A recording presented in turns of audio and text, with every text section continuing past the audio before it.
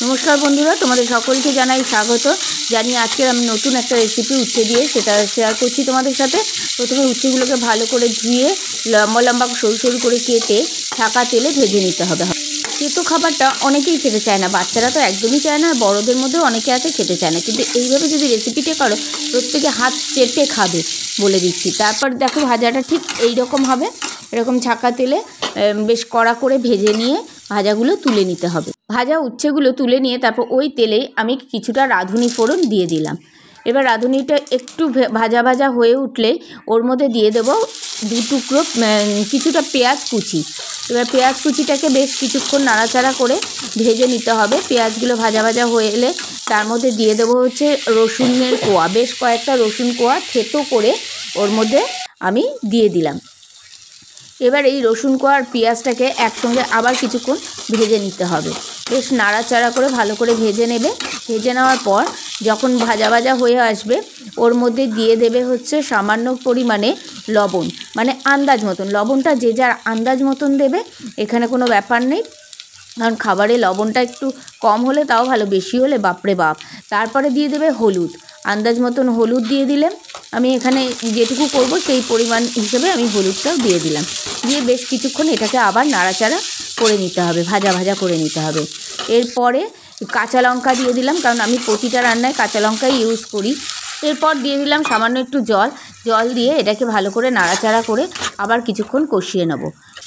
মশলাটা একটু মজে উঠলে দিয়ে দেবো জিরের গুঁড়ো। আমি এখানে তরকারি অনুযায়ী 2 চামচ জিরের গুঁড়ো দিলাম। জিরের গুঁড়ো দিয়ে আবার এটাকে ভালো করে কষিয়ে নিতে হবে। বেশ মশলাটা কষে উঠেছে, দেখো দেখে বুঝতে পারছো। ভালো করে কষে উঠবে তখনই বুঝবো যখন চারদিক দিয়ে তেল ছাড়তে থাকবে। মশলা কষানো ভালো মতন হয়ে গেছে। এরপর আমি সরু সরু করে কয়েকটা আলু কেটে রেখেছি, সেই আলুগুলো ওর মধ্যে দিয়ে দেবো। এরপর আলুগুলোকে মশলার সাথে ভালো করে মিশিয়ে নিতে হবে।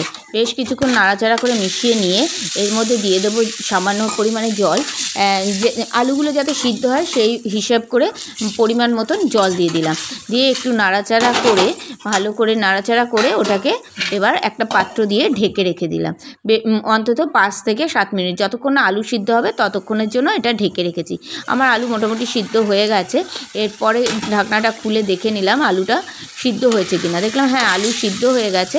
তারপর একটু ভালো করে আবার নাড়াচাড়া করে নিলাম, মশলাটাকে আরেকটু টানিয়ে নিলাম, ঝোলটাকে টানিয়ে নিয়ে এবার দিয়ে দিচ্ছি ভেজে রাখা উচ্ছেগুলো দিয়ে ভালো করে এটাকে নাড়তে হবে যতক্ষণ না পর্যন্ত পুরো জলটা টেনে যায়, কারণ এটা পুরো গামাখা হবে, একটুও ঝোল থাকবে না, একদম গামাখা হবে। আর গরম ভাতে ওফ দুর্দান্ত লাগে খেতে। তো উচ্ছেগুলো দিয়ে আবার একটু ঢাকা দিয়ে রেখে দিচ্ছি কিছুক্ষণের জন্য। ঢাকা দিয়ে রেখে দেখলাম জলগুলো পুরো টেনে গেছে, ঝোলটা পুরোটাই টেনে গেছে, এই পুরো টেনে গিয়ে একদম গামাখা হয়ে গেছে। আমার রান্না পুরো কমপ্লিট। এবার আমি গ্যাস বন্ধ করে দিলাম। এবার আমি একটা পাত্রে তরকারিটা পুরো তুলে রেখে দিলাম, একদম রেডি ভাতের সাথে খাওয়ার জন্য। সত্যি দুর্দান্ত টেস্ট হয় এটা, আর একটুও তিতো লাগে না। যে উচ্ছের যে তিতোটা সেটা বোঝা যায় না, খুব টেস্টি হয় খেতে। আর ঝালটা আমি বলবো যে যার মতো আন্দাজ মতন দিও। তো আজকে এই অবধি, দেখা হচ্ছে অন্য কোনো ব্লগে।